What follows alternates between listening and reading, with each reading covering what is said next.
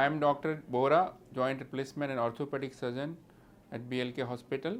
Mrs. Fatuma came to us with both knee pain, and she was barely able to walk without pain. So we took decision for her total knee replacement, and after 2 weeks she is absolutely fine. She is moving all around without any support, and she is happy after surgery. Hello, I'm Fatuma Abdulrahman. I'm from Kenya. I came India on 1st September with my aunt who is patient. She's called Fatuma Abdulrahman Muhammad.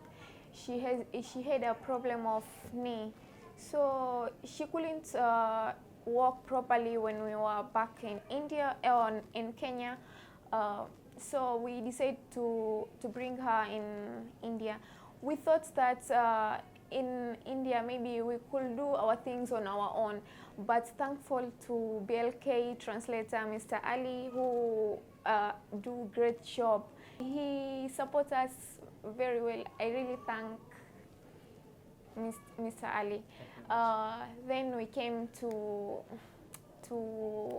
hospital on 7th, and my aunt did a surgery by Dr. Ishwar Bohra, and the surgery was successful, and I really like it. And the services of BLK, it was just wow. I really like it.